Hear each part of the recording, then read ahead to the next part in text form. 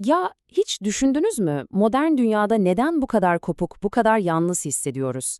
İşte Simone Weil, Kök Salma İhtiyacı kitabında tam da bu sorunun, bu hissin kökenine iniyor. Modern ruhun, evet hepimizin ruhunun en derin krizine bir teşhis koyuyor adeta.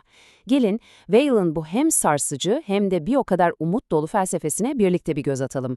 Ama başlamadan hemen önce felsefe ve edebiyat dünyasına yapacağımız bu gibi derin yolculukları kaçırmamak için Kitap Felsefe kanalına abone olursanız çok seviniriz. Vel daha en başta kitabına işte bu sarsıcı tespitle giriyor. Düşünsenize, hayatımız boyunca ne kadar çok şeyin peşinden koşuyoruz değil mi? Kariyer, para, statü ama belki de en temel, en hayati ihtiyacımızı yani bireye ait olmayı, köklü olmayı tamamen gözden kaçırıyoruz. Peki insan ruhu için kök salmak ne demek yahu? Ve daha da önemlisi biz bu bağı nasıl, nerede kaybettik? Şimdi konuya en temelden başlayalım, ruhun ihtiyaçları. Bakın bu çok basit bir benzetme aslında. Nasıl ki bedenimizin hayatta kalmak için yemeğe, suya, sıcaklığa ihtiyacı var, Weil'a göre ruhumuzun da hayatta kalması, hatta gelişmesi için beslenmesi gereken temel gıdalar var. Ve bunlar öyle gelip geçici hevesler falan değil, hayır. Bizi biz yapan varoluşumuzun ta kendisi, temel taşları. İşte Weil'in düşüncesi, bizim modern aklımızı, bütün alışkanlıklarımızı temelinden sarsan bir ilkeyle başlıyor. Diyor ki, yükümlülükler haklardan önce gelir. Biz hep ne yaparız? Benim hakkım ne diye sorarız değil mi? Ama Weil diyor ki, asıl sormamız gereken soru şu, benim başkasına karşı görevim, yükümlülüğüm ne? Çünkü bir düşünün, sizin bir hakkınızın olması, ancak bir başkası o hakka saygı gösterme yükümlülüğünü kabul ettiğinde bir anlam kazanır. Ama bizim yükümlülüklerimiz, onlar kimse tanımasa bile, kimse umursamasa bile ebedi ve koşulsuz olarak oradadır. İşte bu tam bir zihin devrimi. Peki, iyi güzel de tüm bu yükümlülükler birbiriyle çatışmadan nasıl bir arada duracak? İşte tam bu noktada Weil'in düzen kavramı devreye giriyor. Ama aman dikkat, bu bildiğimiz o baskıcı, katı kontrol sistemi falan değil. Tam tersi. Weil'e göre gerçek düzen, bir insanın vicdan azabı çekmediği, farklı görevleri arasında sıkışıp kalmadığı, ahlaki bir çatışma yaşamadığı o ruhsal uyum halidir. İşte böyle bir toplum yapısıdır asıl düzen. Weil'e göre ruhun ihtiyaçları böyle tek başına havada süzülmez. Hep bir karşıtıyla, bir denge unsuruyla birlikte var olurlar. Bir terazi gibi düşünün. Mesela bir yanda özgürlük ihtiyacı var. Ama bu diğer yanda rızaya dayalı bir itaatle dengelenmek zorunda. Ya da sorumluluk alma isteği. Bu da bir hiyerarşiye, bir düzene duyulan saygıyla tamamlanmalı. Çünkü bu denge bozulduğu anda işte o zaman işler sarpa sarıyor. Özgürlük dediğiniz şey anarşiye, sorumluluksa köleliğe dönüşüveriyor.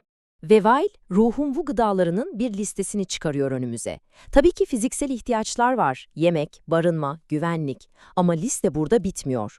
Asıl vurucu olan kısım ahlaki ve manevi ihtiyaçlar. Eşitlik, onur, güvenlik ve hatta, bakın bu ilginç, risk alma ihtiyacı. Weil için bir insanı hakikaten yani gerçekten mahrum bırakmak, onu aç bırakmakla eşdeğer. O kadar yıkıcı bir eylem. Çünkü tüm bunlar insan onurunun ayrılmaz, vazgeçilmez birer parçası. Ruhun ihtiyaçlarını anladıysak, şimdi gelelim asıl meseleye. Weil'in modern dünyaya koyduğu o acı teşhise, köksüzlük. Evet, bu onun felsefesinin en karanlık ama aynı zamanda en aydınlatıcı noktası diyebiliriz. Peki nedir bu köksüzlük tam olarak? Hayır, bu sadece bir şehirden başka bir şehre taşınmak değil. Çok daha derin bir şey. Weil'e göre köksüzlük, bir topluluktan, ortak bir geçmişten, bir amaç duygusundan tamamen kopmak demek. Yani bireyin artık kendini geçmişten beslenip geleceğe umutla uzanan bir bütünün yaşayan bir parçası olarak hissetmemesi durumu. Bu hastalığın ilk belirtileri en net şekilde şehirlerde, özellikle de sanayi toplumunda ortaya çıkıyor. Modern işçiyi düşünün. Bir makinenin isimsiz bir dişlisine indirgenmiş durumda. Yaptığı işin ne başını ne de sonunu görüyor. Sadece küçük, anlamsız bir parçasını tekrar edip duruyor. Böyle olunca ne oluyor?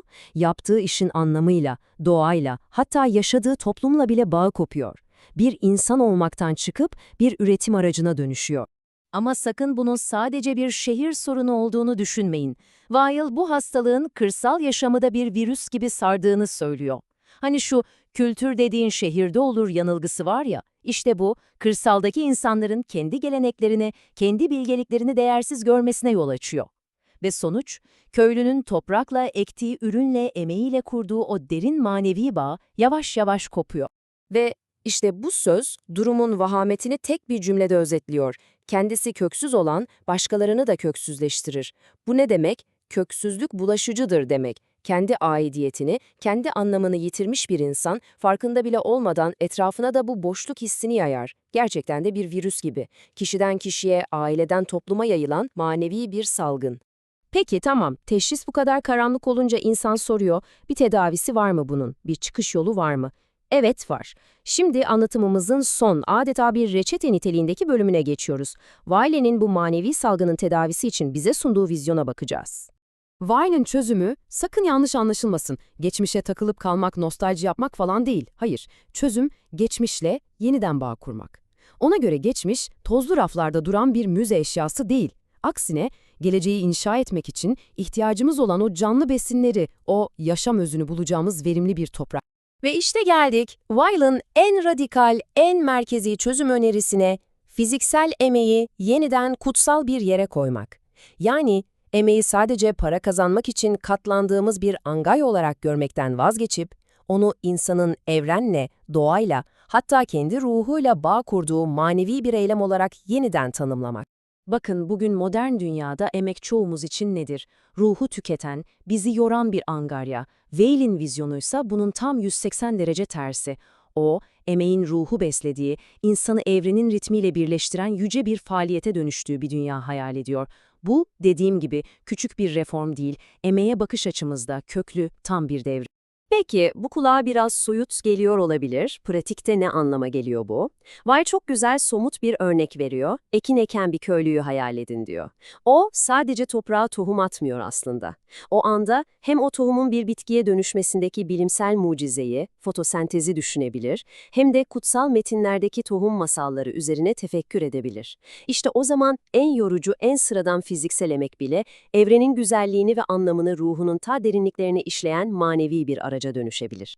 Ve işte bu son söz, Weil'in felsefesinin en büyük vaadini, nihai hedefini özetliyor aslında.